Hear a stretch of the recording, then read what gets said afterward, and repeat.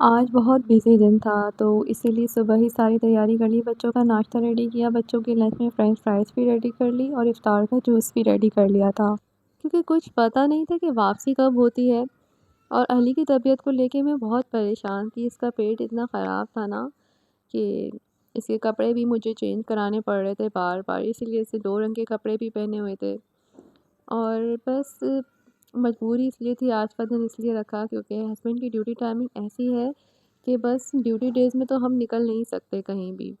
تو بس پھر ویکینڈ ہی بچتا ہے، کہیں آنا جانا، کسی کو گھر بلانا ہو، دعوت وغیرہ ہو تو بھی اسی دن رکھتے ہیں، جتنے بھی کام پینڈنگ ہوتے ہیں اسی دن کمپلیٹ ہوتے ہیں۔ بس پھر میں اس کو تھوڑا سا پیار دے رہی تھی، کمفرٹ دے رہی تھی کہ چلو یہ تھوڑا بہتر محسوس کر لے، اور ویسے بھی بچے بیمار ہوتے ہیں نا تو ماں کی زیادہ اٹینشن مانگتے ہیں۔ آج کا دن بہت بزی ہونے والا تھا کیونکہ پہلے ڈاکٹر کے پاس جانا تھا، پھر ہم نے مارکیٹ اوون لینے بھی جانا تھا۔ بس اس کو تھوڑا ٹائم دے کر میں اپنے روم کی طرف آ گئی۔ روم میں سارا ہی کچھ آپ کو پتہ ہے، جب سو کے اٹھے تو کتنا میسی ہوا ہوتا ہے روم، تو بس سب سے پہلے میں نے سارے بلینکٹس وغیرہ اپنے طے کر لیے۔ اور یہ پہلا رمضان ہے جس میں ہم لوگوں نے تھوڑا بلینکٹ کا یوز کیا، عجیب موسم چل رہا ہے، کبھی سردی کبھی گرمی، رات کو اچانک ٹھنڈ لگنے لگتی ہے تو بلینکٹ لے لیتے ہیں، تو بس ساری میں نے بیڈنگ وغیرہ سیٹ کر لی۔ اور میری عادت ہے جتنی بھی سائڈس ہوتی ہیں نا میں اندر دبا دیتی ہوں، کیونکہ اس سے تھوڑا روم ٹائڈی رہتا ہے، بچے دوبارہ سے جمپنگ شروع کرتے ہیں نا تو پھر دوبارہ ہی سب میسی لگنے لگتا ہے، تو اس سے تھوڑا سا نا سکون ہو جاتا ہے۔ اس کے بعد میں بچوں کو ریڈی کرانے چلی گئی تھی، بس پھر خود بھی ریڈی ہو گئی، اور پھر بچے یہاں اتنا خوش اور اتنا ایکسائٹیڈ تھے کہ بس باتیں کرے چلے جا رہے تھے، اور ان کو دیکھ کے مجھے بڑی ہی خوشی ہو رہی تھی، اپنا بچپن یاد آ رہا تھا ان کو دیکھ کر نا۔ اور بس پھر یہ جلدی جلدی نیچے اتر گئے، ان کو بہت جلدی تھی اترنے کی، تو میں نے کہا میں بھی ان کے ساتھ ہی اتر جاؤں، کہیں یہ باہر ہی نہ نکل جائیں اور گم نہ ہو جائیں۔ بس پھر ہم نے اپنا سفر شروع کیا۔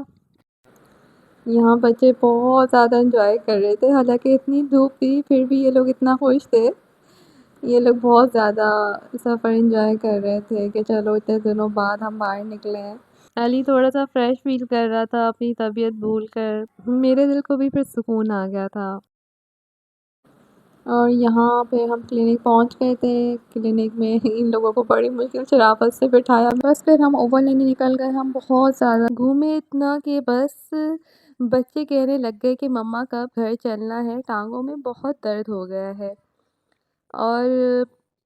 بس پسند نہیں آ رہا تھا کہ اوون کیا لیں، سمجھ نہیں آ رہا تھا۔ اصل میں نا مجھے اتنا ٹائم ملتا نہیں ہے کہ میں جو ہوں نا پہلے سے ریسرچ کر کے جاؤں تو جا کے وہی پک کر لوں۔ اب میں کبھی گیس میں کنفیوز ہوں، کبھی الیکٹرک میں کنفیوز ہوں، کیونکہ یہ فرسٹ ٹائم تھا کہ میں اوون لے رہی تھی۔ بچے اتنا تھک گئے تھے، اتنا تھک گئے تھے، اور کہہ رہے تھے مما بھوک بھی بہت لگ رہی ہے۔ فرائز میں ساتھ لے کر نہیں آئی تھی، میں نے کہا اتنی گرمی میں لے کر آؤں گی تو فرائز بھی خراب ہو جائیں گی۔ ورائٹی بھی اتنی زیادہ تھی مارکیٹ میں کہ کچھ سمجھ نہیں آتا، انسان کو تھوڑا کنفیوز ہو جاتا ہے انسان۔ اور افطار کا وقت اتنا قریب آ گیا تھا، بس پھر اور گھومنے کے بعد بالآخر ہمیں مل ہی گیا ہمارا اوون۔ اب یہاں جو ہے نا مغرب میں صرف 10-15 منٹ باقی تھے اور مجھے سمجھ نہیں آیا کہ میں کیا بناؤں، بس پھر میں نے جلدی جلدی ہسبینڈ کے لیے نا اسی فرائز کا نا سینڈوچ بنا دیا، اور ساتھ میں نا چنا چاٹ تھوڑی سی ریڈی کر دی، چنے بوائل رکھے تھے تو بس سیلڈ تھوڑا سا کاٹ کے اس کی چنا چاٹ بھی ریڈی کر دی، جوس میں بنا کے گئی تھی، اسی وجہ سے کہ کچھ معلوم نہیں تھا کہ آتے آتے کیا ٹائم ہو جائے گا، تو بس ہسبینڈ کو دی افطاری۔ اور بس پھر میں نے کہا میری خیر ہے، میں نے فروزن آئٹم نکالے ہوئے تھے، جیسے ہی آئی تھی تو بس اسے فرائی کرنا شروع کر دیا۔ ارادہ تو ہمارا یہ تھا کہ ہم باہر سے کچھ لیتے آئیں گے، لیکن اتنا زیادہ ٹائم ہو گیا تھا، افطار کے قریب کا وقت تھا، تو اس ٹائم بازاروں میں بہت رش ہوتا ہے، پھر میں نے ہی ہسبینڈ کو منع کر دیا کہ نہیں، کچھ نہ کچھ گھر جا کے بنا لوں گی، بس آپ یہاں پہ ٹینشن نہ لیں۔ بس پھر میں برتن وغیرہ دھونے لگ گئی۔ اچھا میرا یہ خیال ہے انسان جتنا ہی سکون ڈھونڈنے کے پیچھے بھاگتا ہے نا، سکون اس کو کبھی نہیں میسر ہوگا۔ سکون اس کو جبھی میسر ہوگا جب اس کو اپنے پروردگار کی دی ہوئی جتنی نعمتیں ہیں نا اس پہ وہ شکر گزاری شروع کر دے نا، اور وہ یہ سوچنا شروع کر دے کہ ہمارے پاس اللہ کی دی ہوئی کتنی ساری نعمتیں ہیں جو دوسروں کے پاس میسر نہیں ہیں،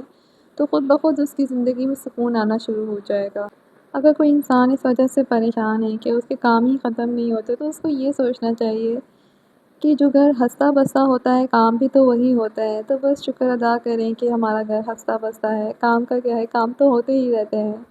آج مجھے بہت زیادہ ریگریٹ بھی تھا اس بات کا کہ میری خالہ کی طرف سے نا مجھے افطار کی دعوت آئی تھی اور مجھے ان کو انکار کرنا پڑ گیا۔ اس وجہ سے انکار کیا تھا کیونکہ بہت زیادہ ویکینڈ سے ہم لوگ یہی سوچ رہے تھے کہ دوائی لینے جانا تو مسٹ ہے، اور تقریباً میرا خیال ہے 4 سے 5 مہینے گزر گئے تھے اس بات کو کہ میرا الٹرا ساؤنڈ بھی ہو گیا تھا اور میری دوائی آ نہیں پائی تھی، تو بس مجھے مجبوری ان کو انکار کرنا پڑا۔ تو اگلے دن صبح اٹھتے ہی سب سے پہلے میں نے یہی کام کیا کہ اپنی خالہ سے اور زیادہ معذرت کی اور ان کو سارا ماجرا بتایا کہ علی کی کتنی زیادہ طبیعت خراب ہو گئی تھی، اور اس ٹائم پہ نا علی کی اتنی زیادہ طبیعت خراب ہو گئی تھی کہ علی بالکل ڈاؤن ہو گیا تھا اور بالکل اٹھ نہیں رہا تھا، کھا نہیں رہا تھا، کچھ پی بھی نہیں رہا تھا، اور بس پھر مجھے بہت زیادہ اس کی ٹینشن ہونے لگی تھی۔ بس پھر فٹافٹ صفائی وغیرہ کر کے میں نے کہا تھا کہ سب سے زیادہ نا اسی کو توجہ دوں گی تاکہ وہ تھوڑا سا نا ہوتا ہے نا موم ریگریٹ کی اپنی اولاد کی طرف توجہ نہیں دی زیادہ، تو بس جلدی جلدی گھر کے کام نمٹا رہی تھی کہ بس ہر طرح سے فارغ ہو کے نا اب اس کو توجہ دے سکوں۔ تو سارا ہی کام ہو گیا تھا، بس یہ سنک کلیننگ رہ گئی تھی، تو بس میں نے اچھے سے سنک وغیرہ کلین کر لیا، اچھے سے دیواریں وغیرہ بھی صاف کر لی۔ یہ دوسری مرتبہ ہے کہ علی کو اتنا ہائی فیور ہو جاتا ہے 103 104 کے قریب، تو بس پریشان ہو جاتے ہیں ہم سارے۔ آپ بھی دعا کیجیے گا علی کے لیے کہ علی کو اللہ پاک جلدی سے شفائے کاملہ عطا کر دے۔ کیا معلوم کس کی دعا اور کس کی آمین رنگ دکھا جائے۔